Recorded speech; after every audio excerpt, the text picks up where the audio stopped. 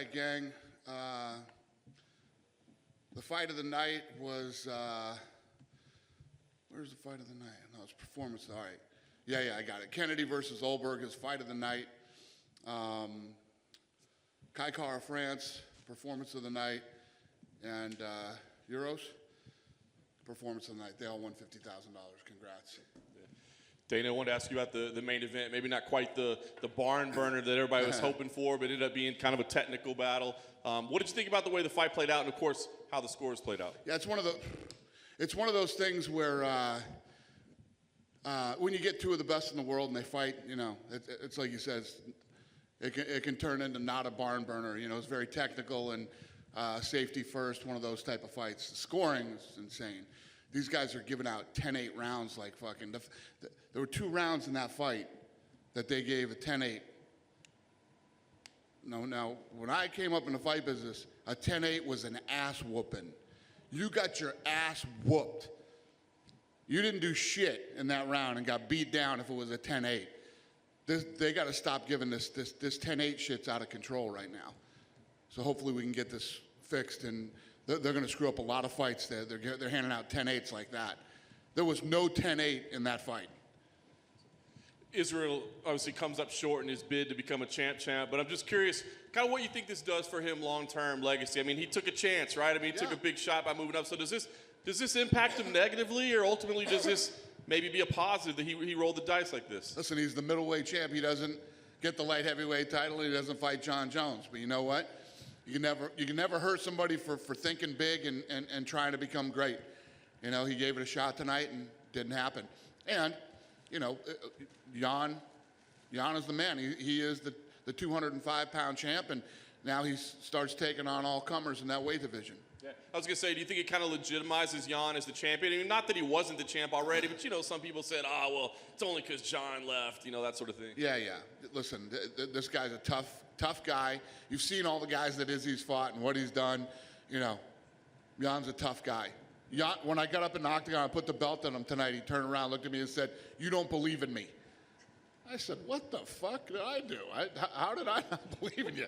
These guys are crazy, man. You know, they're very, it's the word I'm looking for. They're very, I don't know. They're fucking crazy. That's what it is. That's the word I'm looking for. I've nothing but say good things about the guy, but yeah, he thinks I don't believe in him. You want to tell him now you believe in him? Yes. I was stunned. I was like, what? What did I ever say to make you think that I don't believe in you? He said that he'd be kind of interested in fighting Glover to share next. Glover was the backup. Do you view Glover as the #1 contender right now? Yeah, Glover is, 100%.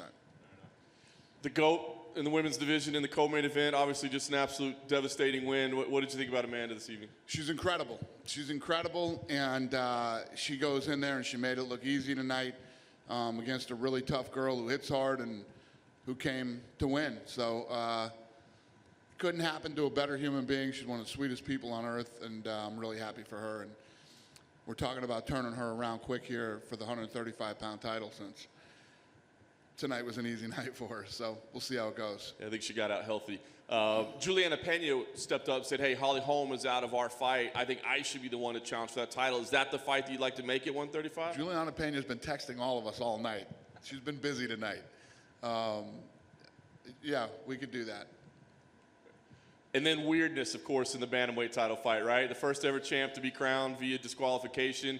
Man, what did you think watching that whole thing play out? Yeah, it sucked. It was a good fight. I mean, that was a fight that everybody was excited about tonight. Everybody knew it was going to be good. And, well, yeah, that's a bad one. Yeah. Both guys want to run it back. I mean, it was a very competitive fight. Safe to say we put that one back together again? Yeah, as soon as possible. Fair enough. Aljo went to the hospital. He's cleared. Nothing wrong with him. Good. I want to ask you, I mean, the whole card was loaded, right? I mean, it's the top to bottom. There were a lot of big names. The bonuses all went to fighters on the prelims. But a name that had some buzz was Sean Brady, this undefeated guy, taps out. You know, Jake Matthews, a stud, and a lot of people are kind of buzzing around him. Is he kind of on your radar? What do you think about him at this point? Yeah, there's no doubt about it. That guy's an absolute stud, man. And, you know, the Matthews fight for him was a big fight. And you're right. Matthews is tough as nails. Has a great record, and Brady looked good tonight again. Last thing for me, What can you tell us about Dominic Cruz and Hans Molenkamp? What is the story there? And I mean, is this an issue? Obviously, Monster is a big presenting sponsor of the organization. So what's going on here? Yeah, listen, it's all weird. You know, is Hans a goofy dude? Yeah, he's a very goofy dude. But they're a sponsor. I mean, these guys are a sponsor. They're great sponsors. They pay these guys a lot of money. You know, Monster is one of these companies that really, really takes care of people. And it's their company. They can sponsor whoever they want. They can run their business however they want. This isn't like a work situation where you're working for somebody and you're not happy about the way you're being treated. This is a sponsorship deal. You know, these guys can spend their money and run their company however they want to. And nobody's guaranteed money from a sponsor. There's no, you know, it's a privilege to get money from a sponsor. So if you don't like the way they do business, don't do business with them, you know? But they've been good. They've been good to us. They've been good to the sport, and they've definitely been good to the fighters, you know? I get it. He doesn't like him, and, you know, some guys have a problem with him, and, you know, it's easy to figure that one out. But Monster as a company, they've been solid, man. They couldn't be any better. I remember the first time that I ever talked to the owner to do a deal with those guys. We had talked about numbers, and then he was like, yeah, no, I want to give the fighters an extra $25,000.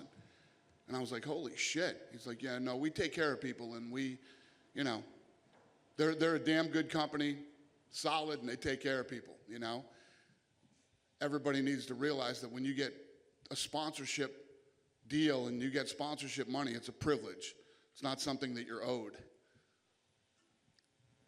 That's my 2 cents. Good night, Dana. I'm Yeah. here. Good night. Igor Lazarin is TAS Russia. Dana, Petr Yan said that he wants to rematch. Are you ready to make it? Yep. And when?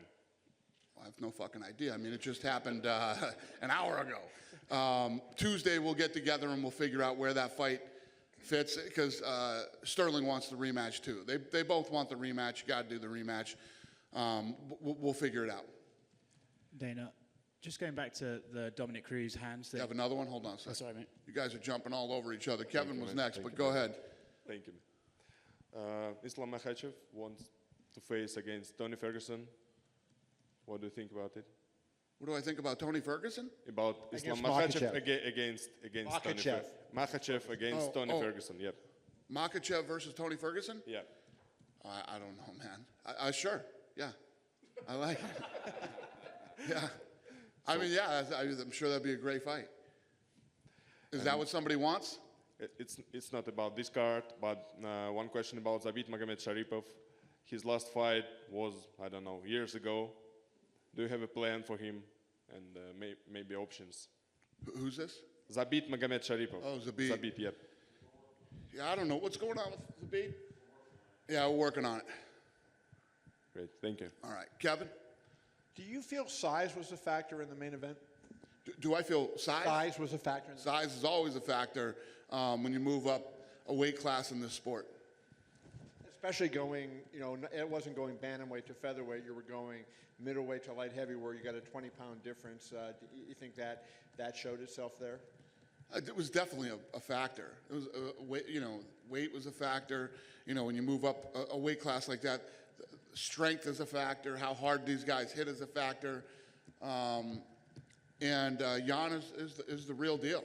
You know, if you look at and think about what you personally and everyone else thought of Israel Adesanya going into this fight, Jan fought a great fight against him. So. And, you know, Izzy losing, I mean, obviously it kills a number of big fights for you. Do you think it drops him pound for pound? Because he was a middleweight. He was number 3 ranked in the division. And pound for pound is, you know, if everybody was the same. He fought somebody who wasn't the same. Do you think he should hold his spot where he was? Or do you think because, you know, he performed the way he did and judges had it 4 rounds to 1 that, you know, maybe he was too hot? Yeah, I think it definitely. First of all, I think we can all agree, and I'm not defending Israel Adesanya here. That fight wasn't 4-1. That's batshit nuts.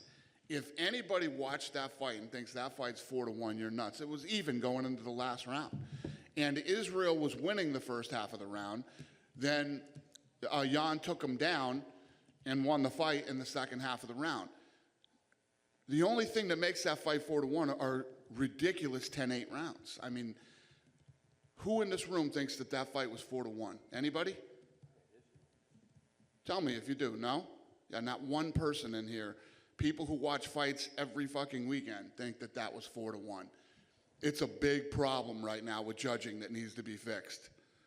And just to switch out to the Sterling fight a second, to me it looked like it was an intentional knee. I know Peter said it was not. What was your thought when you watched it, live? I mean, that's the only way to judge. Do I think that the knee was intentional? Yeah. Yeah, he threw the knee. Yeah, he threw the knee. I mean, he didn't slip and accidentally land the knee. No, but it was like he it's pretty obvious he was down, right? So, I mean, fighters know that's the rule. Yeah. It was an intentional knee. So He got hit with a knee. I saw some guys on the internet saying it didn't even land. Oh, it landed. It landed. I felt it. But I guess what I was getting like, at is oh it wasn't my like he God, was you halfway gotta up be or something. kidding me. It wasn't like he was halfway up. I mean, he was clearly still down. I mean, so what goes through a guy's mind in a situation like that? I think that there's a lot of fatigue, frustration. It was a good fight. But the thing is, he was turning it on. He was starting to win the fight. He was starting to absolutely, positively take control of that fight. He was winning. You could see Aljamain Sterling breaking. Why you throw that knee, I couldn't tell you. And then my last question for you, Dana, is given what Izzy tried to do and was unable to do, does that show just how hard the double champ thing is and tell you about Amanda, how great she is for being able to do what she's able to do? 100%. The double champ thing, it's like the thing to do right now, but it isn't easy to do. The people who have done it are absolutely positively special. And for somebody like Amanda Nunes, to keep both belts and keep defending both belts at the same time, pretty badass. So, Dana, you mentioned in the past that you saw someone like Max Holloway go up a division and he looked too small for it, Yep. and you didn't want to see it again. Do you feel similar to Israel, or could he work his way back up, put on some pounds, and then maybe go to 205 in the future? Well, think about this. John Jones used to be at that weight class. I mean, John's going to be so much bigger than Israel. I think Israel should focus on middleweight right now. Get back in there and, keep doing what he does in the middleweight division. Going back to the Dominic Cruz situation just briefly, when he was up here speaking to us post-fight, he mentioned that you'd made a comment on hands before and stuff like that. Did you have any idea he was going to say that if he won the fight? No, I had no idea. I had no idea that I knew that they had problems in the past.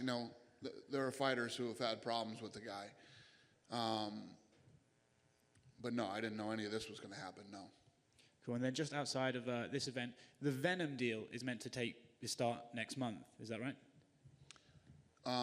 Yes. When will we be able to see some of the stuff they got coming? And Oh, yeah. When is that? When?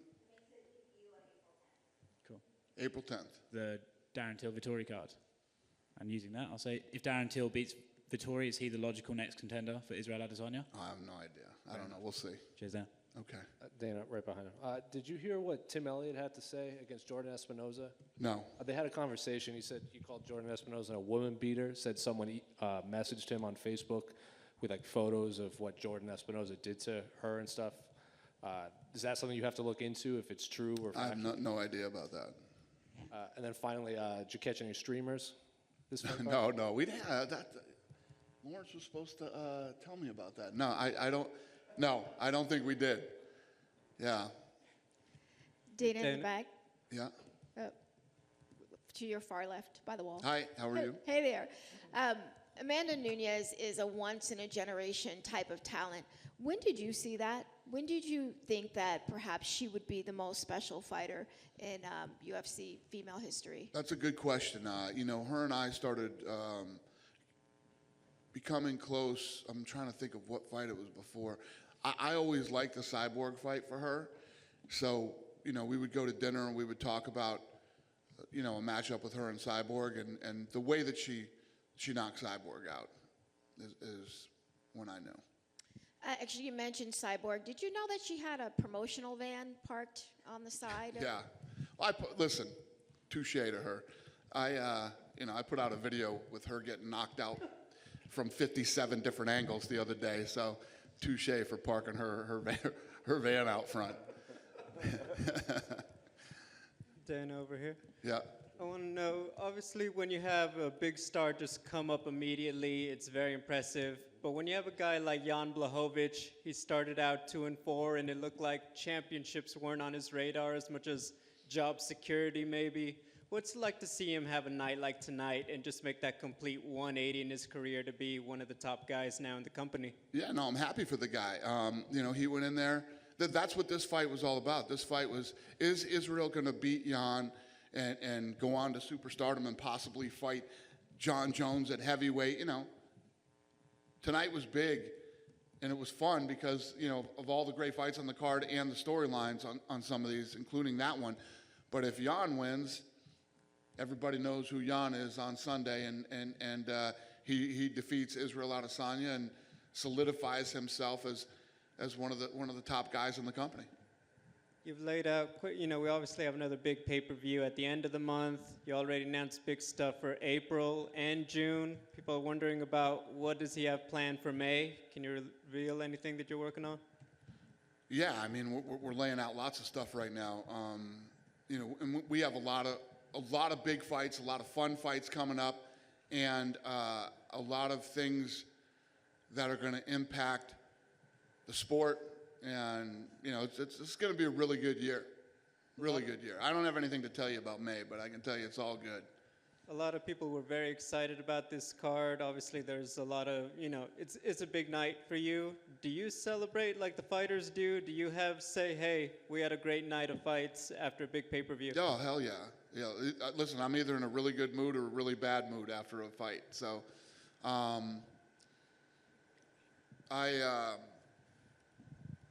I definitely celebrate one way or the other. Yeah, I'm super emotional about, how we do on Saturday nights. Thank you. Thank you. Two more quick ones. Any numbers trending for this one? Do you have any numbers you can share? It was a good night. It was a really good night. Do I ever share the numbers? I don't ever really share. Sometimes you just say like this is trending #1 in America and all this. We were, is Eric in here? All night. What was weird was, we started early on. We started trending crazy in Canada, and then Brazil, even before the fight started. And it was a big night for us internationally. This was a hot fight. And finally, do you have to have a conversation with Joseph Benavidez? He said he's probably not fighting for a title anytime soon. Just lost to another top-ranked fighter. You said you wanted to have these conversations with like Tyron and JDS and everyone. Do you have to have a conversation with him too? No. Hey, Dana. Yeah? With Amanda Nunes continuing her dominance, there's one featherweight matchup booked with Danielle Wolf and Felicia Spencer. Depending on the outcome of that, is it potentially a situation where we don't see a fight booked in the female featherweight division for a long time? No, we'll get together on that on Tuesday and figure out what's next. And listen, we'll keep that division cranking as long as the champ wants to defend it. Since the bombshell you made about Texas a couple of days ago, I'm sure your phone's being blown up. Is there any advancements in moving UFC 260 to the state of Texas? Yeah, the governor is claiming that Texas is open. I talked to him, and he wants to open Texas. He wants all businesses to resume, but these mayors in these towns feel differently, so it's unfortunate. Hey, Dana, back here to your right. Islam Makhachev had a big win tonight against Drew Dober. Just wanted to get your thoughts on him and kind of where he stands in the lightweight division. Yeah, no, he put on a great performance against a very tough, durable guy. And the choke that he pulled off tonight, was ridiculous. I don't know if you guys saw what I saw, but when he was squeezing his neck, when he had him in that, there was muscles popping out of like the back of his fucking neck and shoulders that I've never seen before. I didn't even know existed. It's pretty crazy because you look at Drew Dober, that's a solid, tough, strong guy. Yeah, it was pretty badass. Habib was obviously here in his corner. Just wanted to check to see if maybe I had a conversation with him at all. We did. I said, hey, how about September? He laughed like you did. Did he say anything else besides He that? just laughed. That's all he did. So Yeah, we're going to go to dinner. this weekend? Yeah. Okay. And last thing for me, of all the ways that the UFC has succeeded in the last year, where would you rank the Apex as being, on that list of We were talking having about it this? tonight. That's a great question. We were talking about it tonight. If you look at, what's been done through 2020 and 2021 so far here in this building, not just the fights, but facilitating you guys and the Contender Series. The Ultimate Fighter is going to be shot here. The governor's announcing Texas is open. Texas isn't open. So as frustrating as it is for me, I'm ready to go. I will move March 27th to Texas today if one of these places would open, but they're not doing it. But at the end of the day, oh well, we'll all just stay here at the Apex. I don't know if you guys are getting as comfy here as I am and lazy. It's pretty easy to swing over here and just walk in and do what we do here. So we can do this forever. And yes, the answer to your question is the Apex is one of the smartest things we've done in 20 years. And timing is everything in life. This place was done just in time for a global pandemic. I know Fight Island kind of got all the headlines in the press, but I mean, would you say this is the most indispensable part of the pandemic for you guys? Yeah, well, this and Fight Island was a really big deal because we can only do so many fights here before, we burn out all the American talent and you have to start having international fights. And we would have been in big trouble without Fight Island. So I would say they were equally as important. Thanks. Thank you. Dana back here. Yeah. You mentioned the problems with judging these days that we've been having, and I know that in the past you've banned referees from officiating at UFC events. Is it possible to do the same with judges? I don't think that's necessary. I just think that for some reason, all of a sudden, these guys are scoring 10-8s for rounds that are clearly not 10-8s. I mean, how did you address this? I mean, what do you think? It's the criteria they're giving them right now. I think they're getting some bad advice. Yeah. And, UFC 261, you said was kind of targeted or looked at for Singapore. Just kind of curious what happened with that situation. We're still going to Singapore. It's just not when we thought we were. Okay, so not that event then. The world is really fucked up right now. Yes, of course. Yeah. All right, Dan, thanks.